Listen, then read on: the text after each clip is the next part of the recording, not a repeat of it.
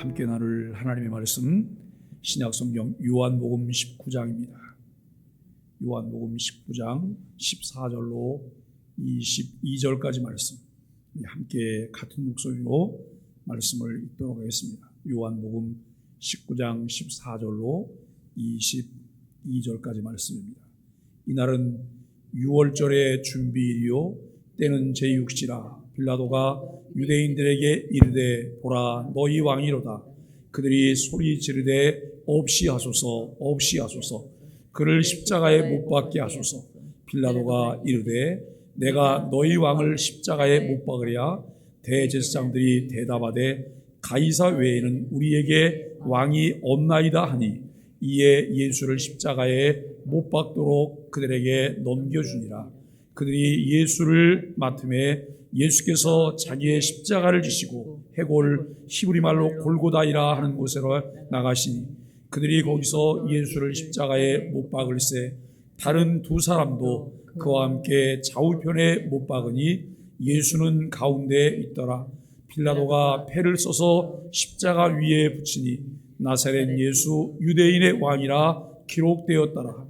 예수께서 못 박히신 곳에 성에서 가까운 거로 많은 유대인이 이 패를 읽는데 히브리와 로마와 헬라말로 기록되었더라.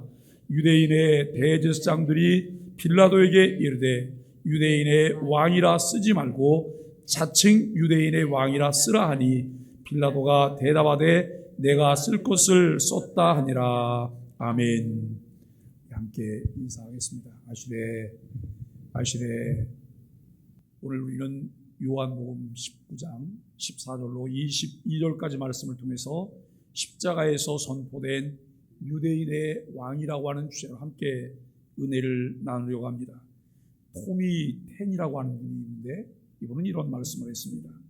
교만과 탐욕에 눈이 멀어 영적 시각을 잃으면 가까이 계신 주님을 볼 수 없게 된다라고 이야기합니다. 이번 고난주간 주제는 주와 함께 걷는 십자가의 길입니다. 엠마오로 가는 두 제자처럼 주와 함께 걸어가면서도 주님이신 줄도 모르고 동행하고 있는 것은 아닌지 우리 자신들을 돌아보는 한 주간이 되기를 바랍니다. 2000년 전에 예수님께서 걸으셨던 고난의 길, 십자가의 길을 함께 걷는 마음으로 고난주간 말씀들을 우리는 묵상하고 있습니다. 오늘 본문은 빌라도가 유대인들에게 예수님이 그들의 왕이라고 했을 때에 그들은 가이사 외에는 자신들의 왕이 없다라고 이야기합니다. 빌라도는 예수님을 유대인들에게 넘기고 예수님은 십자가를 지시고 골고다로 가십니다. 군인들이 예수님을 못 박고 빌라도가 나사렛 예수 유대인의 왕이라 기록한 패를 십자가 위에 붙입니다. 일반적으로 죄패는 죄인들의 죄목을 기록합니다. 그런데 빌라도는 나사렛 예수 유대인의 왕이라고 기록합니다. 빌라도가 의도하진 않았지만 이는 흉악한 반역자로 낙인 찍혀서 십자가에 못 박힌 한 사형수가 역설적이게도 진정한 유대인의 왕이요 여인의 후손으로 오신 메시아라고 하는 사실을 선포한 것입니다. 하나님은 빌라도를 사용하셔서 예수님이 누구신지 그 정체성을 만방에 선포하셨으며 이로써 그분이 주도하신 구속 역사를 이루셨다라고 하는 것을 알게 됩니다. 예수님의 죽으심은 우리에게 말로 표현할 수 없는 은혜를 안겨주셨습니다. 한 알의 밀알이 땅에 떨어져서 그 밀알이 죽게 되므로 많은 열매를 맺게 되고 그 은혜가 우리에게 흘러넘치게 되었음을 알게 됩니다. 하나님의 무한한 사랑, 넘치는 은혜, 예수님이 달려 죽으신 십자가로 확증되었음을 로마서 5장 8절이 우리에게 말씀하고 있습니다. 우리가 아직 죄인 되었을 때라고 합니다. 우리가 아직 죄인 되었을 때, 우리가 여러분 사람들의 성향을 보면 어떤 사람은 내가 아닌 남으로 살아가는 사람이 있어요. 내가 아닌 남으로. 무슨 말씀이냐면 늘 누군가가 말을 해야지만 뭘 해요. 누군가 말하고 지시하고 통제를 받고 이래야지만 무엇을 해요. 그런데 두 번째는 아주 주도적인 사람이 있어요. 주도적인 사람이 있는데 이 주도적인 사람은 오늘 여기 로마서 5장 8절에서 말씀하는 아직 죄인 되었을 때 이 상태에서 주도적인 사람이에요. 그러다 보니까 여러분 과거의 습관이 나오고 자기에게 고착화되어 있는 자기의 악습들이 그대로 드러나는 이 모습을 늘 자기가 중심이에요. 남이 나를 어떻게 생각할까? 나를 어떻게 보일까? 나는 사람들에게 어떤 모습으로 비춰질까? 늘 여기에 붙잡혀 있어요. 그 사람의 정체성인 거죠. 그런데 여러분 로마서 5장 8절에서 말하고 있는 대로 아직 죄인 되었을 때 하나님께서 우리를 위하여 아들 예수 그리스도를 십자가에 죽게 하심으로 우리에게 된 하나님의 사랑을 확증하셨다는 거예요. 성령님을 통해서 이 은혜를 깨닫고 성령으로 거듭난 자기 정체성을 갖게 된 사람의 삶을 생각해봐요. 주도 면밀하게 어떤 일들을 계획하고 주도하면서 그 일들을 진행해 가요. 그런데 여러분, 내가 그 일들을 주도하고 있지만 내가 그 일을 주도하는 것이 아니라 내 안에 내주에 계시고 내 안에 자리 잡고 계신 성령님에 의해서 이끌림을 받는 삶을 살게 된다는 거예요.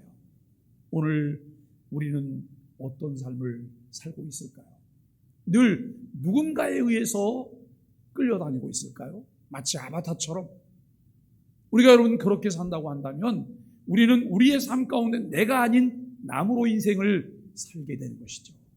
그런데 예수 그리스도를 만나기 전, 그리스도를 만나기 전 변화되지 않았던 그 모습으로, 그런데 안타깝게도 예수 그리스도를 믿고 난 이후에도 여전히 여기에 머물러 있는 삶의 모습들을 가진 이들이 너무나 많다는 거예요.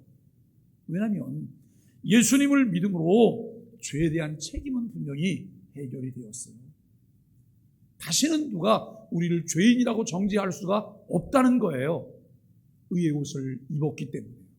그런데 여전히 남아있는 것이 무엇일까요? 죄의 오염들이에요. 죄의 찢기들이 남아서 나에게 있었던 과거의 예습성들이나 생활 습관들이나 악행들이 그대로 나타나고 있다고 하는 거예요. 이것은 점진적 성화를 통해서 매일매일 변화가 가능하다는 거예요. 그런데 그러기 위해서 우리가 무엇을 해야 될까요? 첫걸음이 필요하잖아요. 우리가 여러분 식사하면서 첫술이 필요한 거예요. 시도하지 않으면, 주님을 의지하며 믿음으로 살아가지 아니하면 변화될 수 있는 길이 없다는 거예요. 그런데 많은 사람들이 착각하고 있는 것이 무엇이냐면 그저 교회만 출석하면 내가 변화될 거라고 생각해요. 여러분 변하든가요? 몇십 년이 지나도 변하지 않아요. 어제 저녁에도 우리가 습관훈련 공부를 계속했어요. 습관훈련 공부를 하면서 그 내용 중에 우리가 어떻게 하면 주도 면밀하게 변화할 수 있을까? 여러분 습관이 경건한 열매로 우리에게 나타나게 하기 위해서 우리에게 필요한 것이 무엇이죠? 늘 우리가 바라고 소망하는 거잖아요. 하나님, 나를 성령 충만하게 하셔서 열매가 주렁주렁 맺혀지게 해 주옵소서. 늘 기도하고 바라는 열망이 있는데 아무것도 시도하지 않아요. 그것을 여러분 못하게 막는 것이 무엇인지 우리는 점검하지도 않아요. 그렇다면 우리는 늘 그 자리에서 다람쥐 쳇바퀴 도는 거예요. 울며 불며 기도하지만 아무것도 변할 수 있는 것이 없다는 거예요. 사랑하는 여러분, 오늘 우리는 함께 말씀을 나누면서 죄와 허물로 진노의 자식이었던 우리를 하나님의 자녀로 삼으신 하나님의 은혜는 천사마저 도저히 이해를 하지 못해서 살펴보기를 원했던 거예요. 우리를 향한 지극한 사랑에서 우러나온 하나님의 질투는 천사들의 여러분 집단적인 질투도 유발했던 내용들이라고 하는 것입니다. 하나님의 질투는 예수 그리스도께서 당신을 왕의 잔치가 아니라 일상적인 식탁에서 나누는 빵과 포도주로 기억하게 하신 것처럼 성부 하나님의 이제 자기 비하, 자기 낮추심이라고 하는 것을 우리는 알게 되어집니다. 우리에게 내려오셔서 우리를 섬기신 하나님의 은혜는 우리 안에서 성령의 열매를 맺게 하시는 것으로 이어진다고 하는 것을 깨닫게 됩니다. 하나님께서 우리에게 은혜 주시려고, 은혜 속에 살게 하시려고 우리에게 주신 은혜의 방편들이 있어요. 우리가 몸부림치고 애를 쓰지만 우리를 바꾸어 놓을 수 있는 방편이 무엇일까요? 말씀과 기도와 성례. 말씀과 기도와 성례. 어떤 상황에서도 이 부분을 놓아서는 안 돼요. 매일 우리가 성경을 읽는 습관들이 필요해요. 매일 성경을 읽고 하나님 말씀을 듣는 거예요. 하나님, 이 말씀을 통해서 깨닫게 하여 주옵소서. 이 말씀을 통해서 나에게 말씀하여 주옵소서라고 하는 이 마음으로 우리가 말씀을 듣는 것이죠. 그리고 기도하시되 어떻게 기도하셔야 될까요? 무시로 성령 안에서 말씀을 붙잡고 기도하셔야 돼요. 무시로 성령 안에서 말씀을 붙잡고 기도하는 거예요. 하나님 말씀을 붙잡고 하나님 내게 들려주세요. 그 말씀 붙잡고 하나님 뜻대로 살기를 원해요. 그리고 예배를 통해서 끊임없이 할 수 있는 것이 무엇일까요? 자기 감정 훈련하는 거예요. 예배를 통해 자기를 다스리는 거예요. 우리가 여러분 부부싸움하고 나면 예배 안 와도 괜찮죠? 그죠? 부부싸움하고 나면 어떠세요? 예배 안 해야 되잖아요. 꽤 많은 사람들이 그런 생각하시더라고요. 감정이 예배 생활을 좌우하게 만들어요. 우리가 여러분 교회 오시다가 눌르랄라면서 오셨어요. 그런데 딱 안내위원을 보는 순간 마음이 상했어요. 그냥 집으로 돌아가셔도 괜찮은 건가요? 결국 예배는 내 감정 훈련입니다. 감정이 다스려져야 돼요. 예배의 대상이 하나님이셔야 돼요. 내가 좌지우지할 수 있는 예배가 아니라는 사실들을 분명히 깨닫고 그 예배 속에 우리가 들어가셔야 되는 거예요. 은혜의 문으로 우리가 들어가시는 것이다라고 하는 것을 알게 됩니다. 성령께서는 우리에게 그리스도를 바라보게 하시고 종으로서 하나님과 사람을 섬기는 감격과 영광을 누리게 하십니다. 여기 섬김과 드림이 감격과 영광이라고 하는 것을 아는 그리스도인들은 매일의 삶에서 주께 자신을 드리고 싶어하며 그 기회를 만들어내는 사람들입니다. 이 감격과 영광이 하나님의 은혜인 것을 아는 사람들에게 형성되는 것이 자발적으로 나타나는 자율신앙이에요. 자율신앙. 자율신앙이라고 하는 것은 내 마음대로 하는 방종신앙을 말하고 있지 않아요.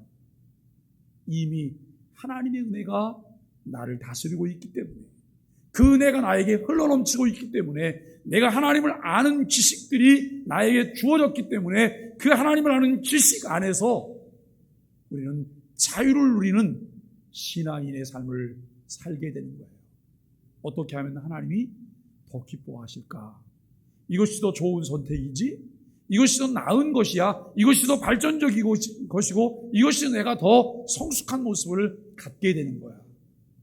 이 마음이 끊임없이 성령님을 통해 우리 안에 일어나게 돼요. 그런데 여러분, 우리가 한순간도 한눈을 팔면 이걸 놓쳐버린다는 거예요. 왜 그럴까요? 내게 익숙하지 않기 때문에. 자, 여러분, 여기 컵이 있어요. 컵에 물이 있거든요. 제가 이 물을 마시려고 여러분 컵을 들고 난 다음에 꽤 많이 생각을 해요. 그리고 막 노력을 해요. 어떻게 하면 입으로 갖다 댈 수 있지? 잘못하면 이게 눈으로 가는데 코로 가. 여러분 그 생각할까요? 그 생각하지 않아요. 왜냐하면 이미 학습이 돼 있기 때문에 이걸 들고 그냥 가져가면 입으로 들어가는 거예요. 그런데 나에게 악한 것이 그렇게 습관화되어 있는 것이 있을 수 있잖아요. 그죠? 어떤 사물을 보거나 사람을 보거나 무엇을 볼 때 우리는 내 안에 학습된 관점에서 무엇을 보게 된다는 거예요. 성령 안에서 하나님의 말씀을 통해 이것을 바꿔낼 수 있게 되기를 바랍니다.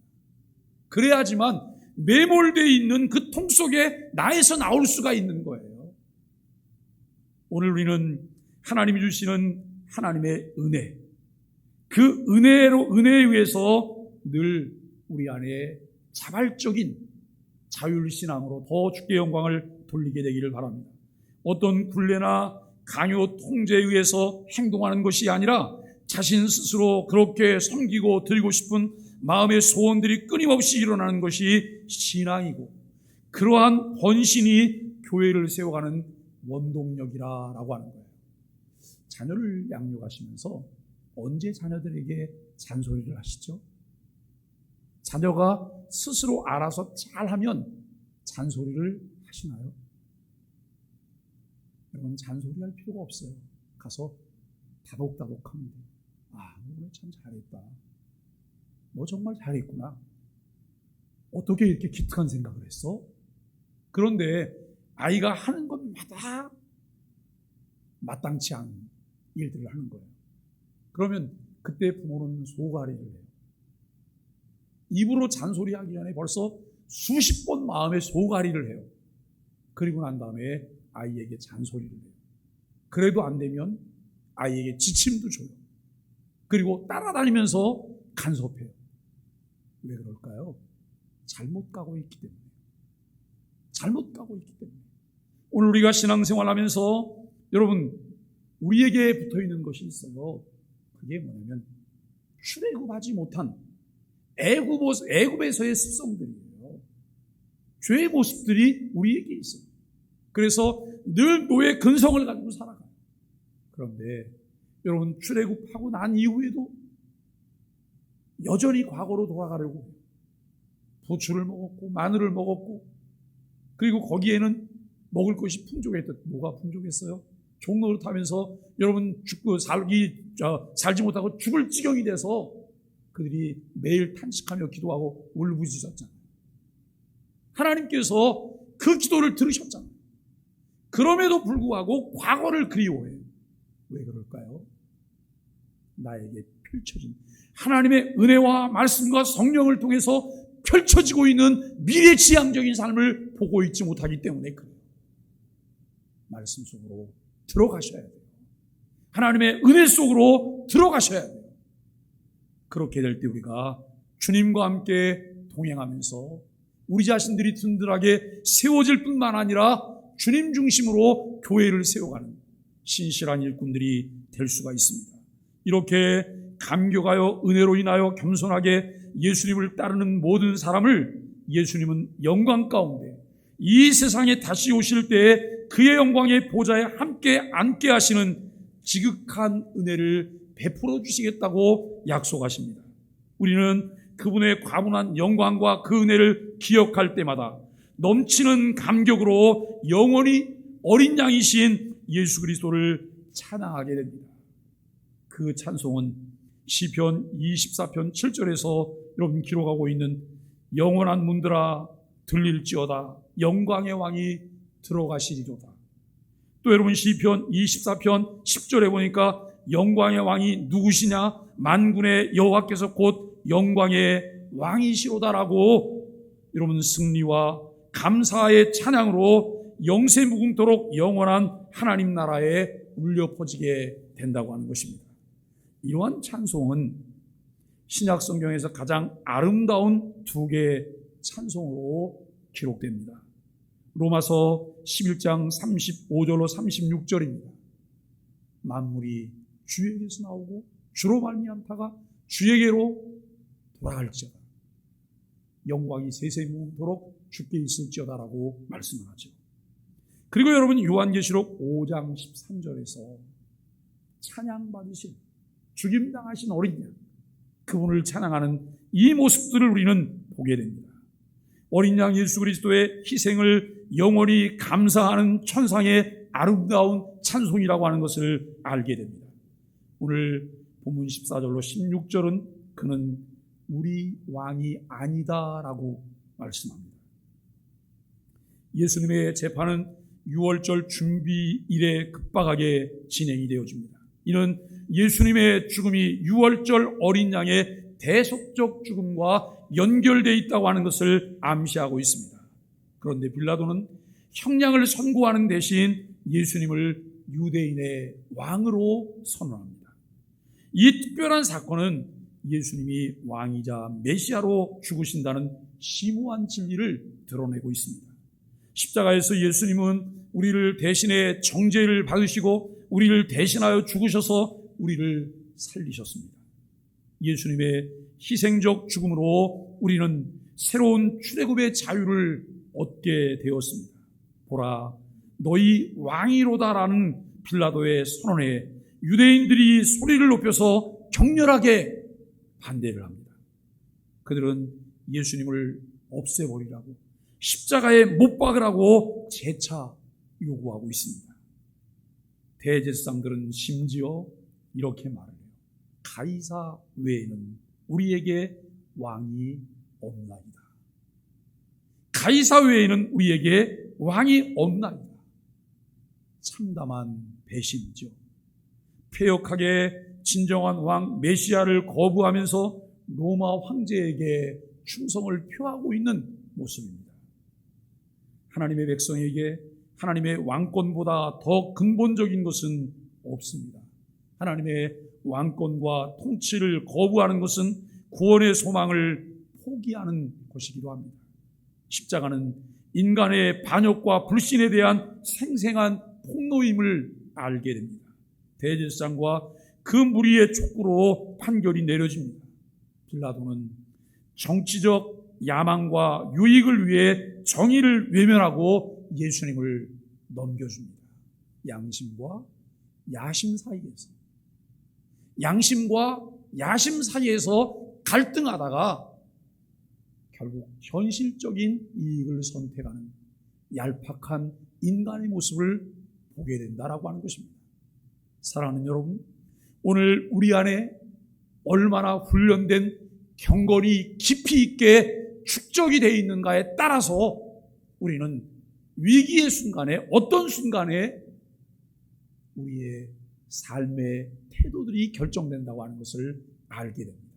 늘 우발적이고 충동적인 과거의 악습을 따라서 내가 무엇을 할 것인지, 아니면 잘 정제되고 훈련된 모습으로 우리는 경건의 길을 선택할 수 있는지는 우리 안에 축적된 경건의 훈련 정도에 따라서 다르게 나타날 수 있다는 거예요. 그래서 여러분, 참신앙은 하루아침에 만들어지지 않아요. 성령께서 역사하시고 은혜 받고 나면 그 삶이 정말 정제된 모습으로 바뀔 것 같지만 작심삼일이에요. 일시적이에요. 우리가 진정한 은혜는 평범한 삶 속에서 늘 우리 가운데 흐르고 있는 그 말씀과 기도의 삶과 예배의 삶을 통해서 우리가 누릴 수 있다고 하는 것을 깨닫게 되어집니다. 예수님의 혐의는 신성 모독죄와 반역죄입니다. 그런데 이 두 제목은 하나님 앞에 저지른 인간의 모든 죄를 대변하고 있습니다. 죄의 본질은 하나님을 무시하고 반역하는 것입니다. 이제 가야바와 빌라도는 시야에서 사라지고 예수님이 하나님의 심판대 앞에 서십니다. 예수님은 우리 대신 정죄를 받으시고 그 형벌을 받으셨습니다. 십자가는 의인이 불의한 자를 대신하는 대속의 죽음인 것을 베드로전서 3장 18절은 우리에게 분명하게 말씀하고 있습니다. 여기 17절 18절 말씀에는 강도와 함께 못 박히신 그리스도를 우리에게 보여주고 있습니다. 예수님은 십자가를 지시고 골고다라고 불리는 곳에서 못 박히십니다. 예수님의 마지막 여정은 이삭이 희생자사에 쓸 나무를 직접 운반한 사건을 떠올리게 한다고 하는 것이죠. 예수님은 그곳에서 다른 두 죄수와 함께 십자가에 못 박히십니다. 십자가형은 죄수를 형틀에 못 박아 매달아 놓고 죽을 때까지 내버려 두는 처형 방식입니다. 오래도록 가슴이 죄어드는 고통을 당하며 서서히 죽어가는 고통스러운 형벌을 우리가 생각할 수 있습니다. 그렇기 때문에 로마 시민은 아무리 극한 죄를 지어도 십자가 처형을 당하지 않습니다. 왜요?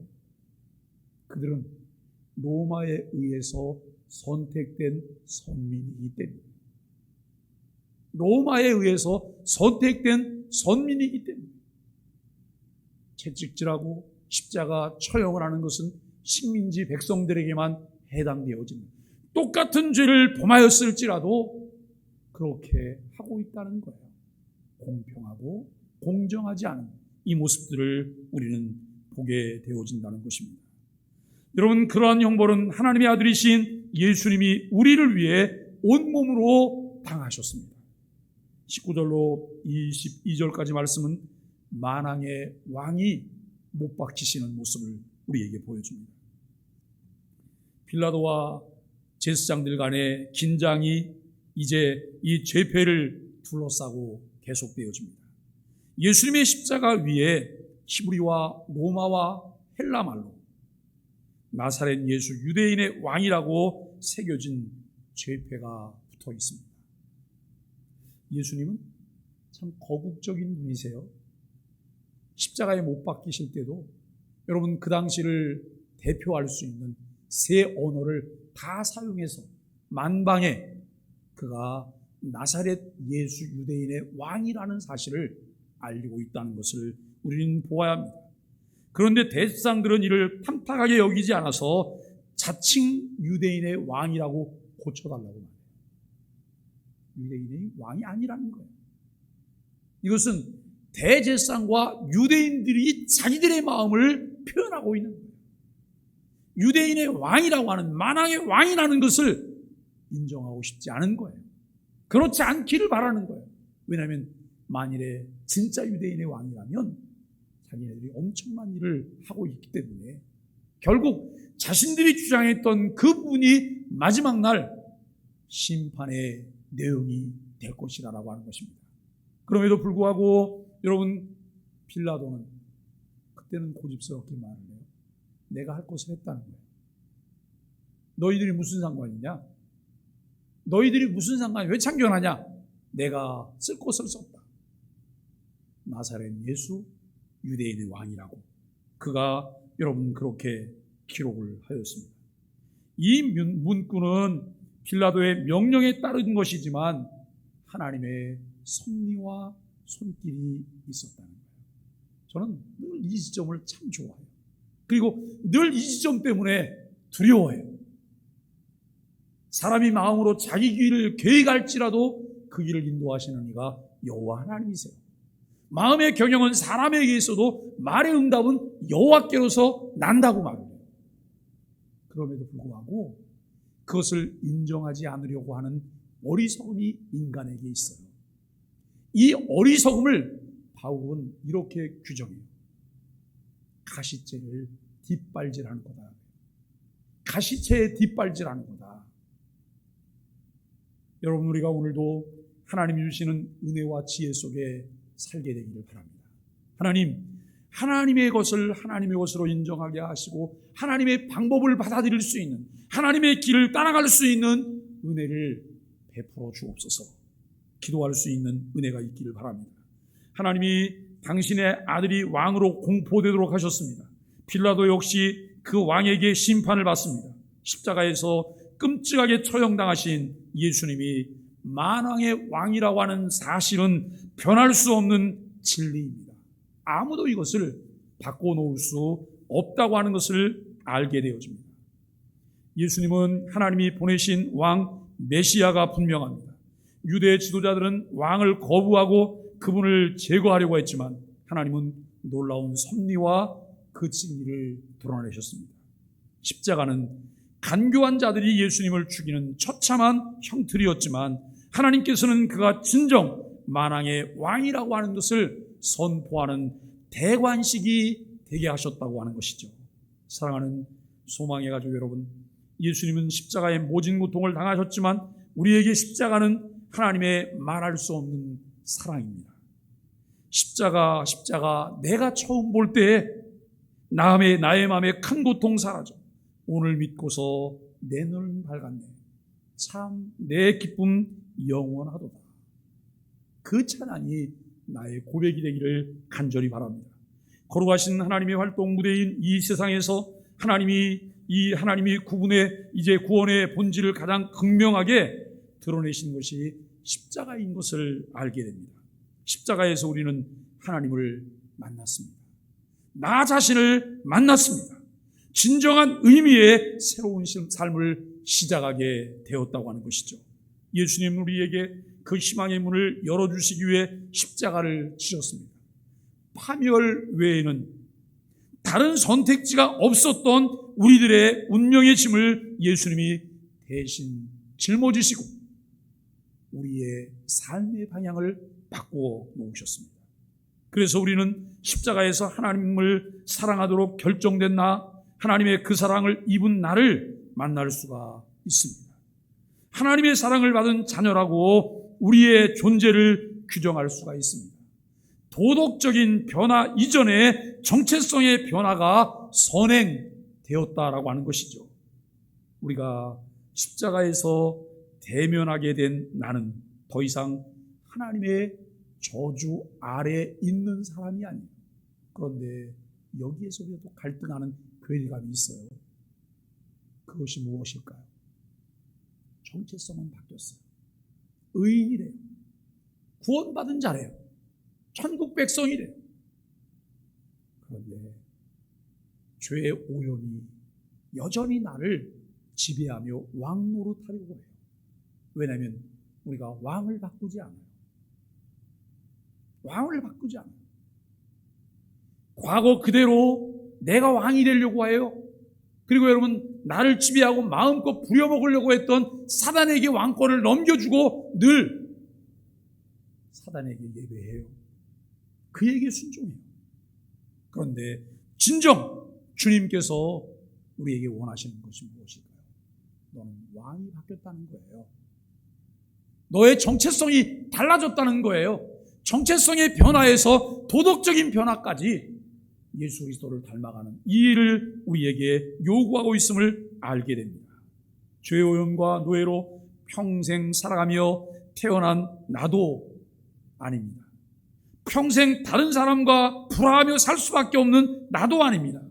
평생 무의미와 허무에 사로잡혀서 살아가는 나도 아닙니다. 우리는 평화를 위해 태어난 사람이에요.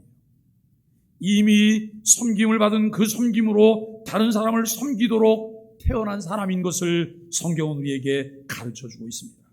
십자가에서 선포된 유대인의 왕이신 예수님을 십자가에서 만난 나는 하나님에 의해 용서받은 나잖아요. 하나님에 의해 하나님께 받아들여진 나라고 하는 것을 우리가 생각합니다. 하나님에 의해서 하나님과 화해한 나고 하나님의 선하신 일에 부름받은 나 자신인 것을 확신하며 살아가야 될 것입니다. 이제 십자가 그늘 밑에 있는 용서와 화해 그리고 참된 쉼으로 들어가십시오. 거기서 새로운 삶이 시작됩니다. 교회는 하나님의 사랑이라고 하는 메뉴로 모든 사람들이 그 사랑을 알게 하는 참된 쉼터입니다. 그곳에 안식이 있습니다. 우리 소망의 교회가 그런 사랑으로 충만한 교회가 되기를 예수 그리스도 이름으로 간절히 축복합니다.